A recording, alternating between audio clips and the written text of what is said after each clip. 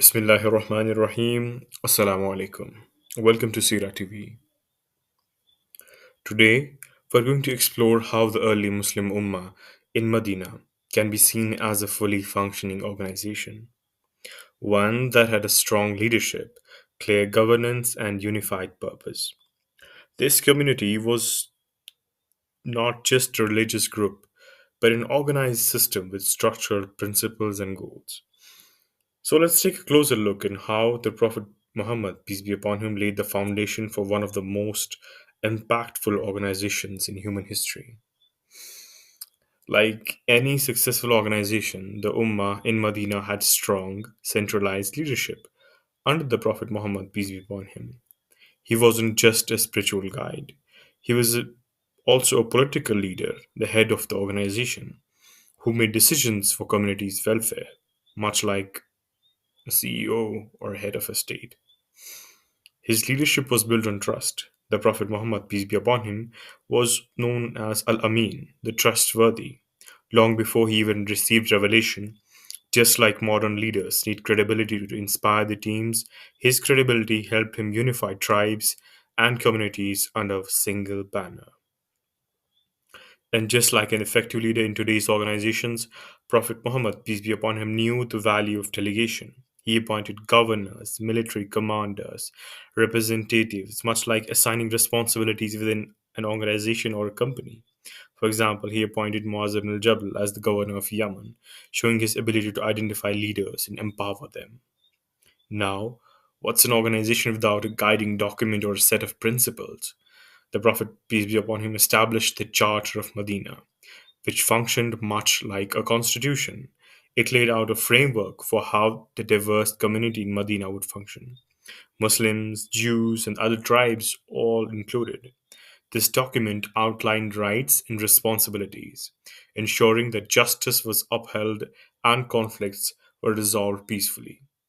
Just like a company has policies and guidelines to govern its operations, the Charter was a formal agreement that ensured unity and coexistence among different groups.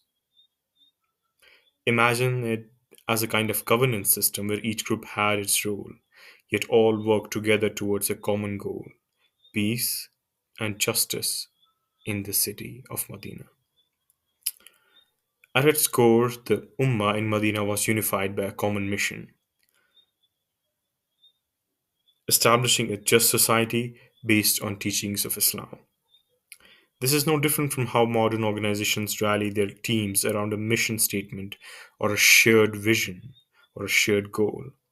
The sense of brotherhood, Ohuwa, was strong, and everyone worked towards a collective good, much like team members who align their efforts with overall goals of a company. For instance, Prophet Muhammad, peace be upon him, fostered a strong sense of unity by establishing the system of Muhajirun and Ansar, the migrants from Makkah and the helpers from Medina. This system was essentially a partnership where resources and support were shared to help the Muslim Ummah. An organization cannot thrive without fair conflict resolution mechanisms. The Prophet, peace be upon him, established a system of justice that ensured disputes were resolved in a fair and transparent manner. This is similar to how modern organizations have legal systems in place to handle issues among employees or stakeholders. In fact, Prophet, peace be upon him's leadership was so respected that even non Muslims in Medina would turn to him for judgment, knowing that he would receive fair treatment. This kind of ethical leadership is what allowed the Ummah to prosper, ensuring that everyone, regardless of their background, was treated justly. Every organization needs resources to function, and early Muslim community in Medina was no different. The Prophet Muhammad, peace be upon him, established systems for managing resources such as wealth, trade, and even military defense. For example, zakat, the charity, was institutionalized to ensure wealth was distributed fairly among the needy. This system was much like how modern organizations manage their budgets, ensuring that resources are allocated in a way that benefits everyone involved. The Prophet, peace be upon him, also set up markets and trade policies that helped boost the economy of Medina, ensuring that community was self-sufficient and thriving.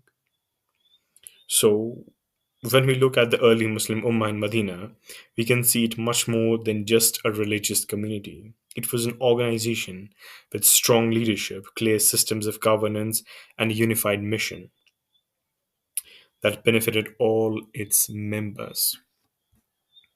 By learning from organizational principles of the Prophet Muhammad, peace be upon him, and his companions, Muslims today can develop effective leadership models that are ethical, just, and beneficial for society. And that's something the world needs more of. Jazakallah khair for watching. Do not forget to like, share, and subscribe if you found this video beneficial. Until next time, Assalamu alaikum.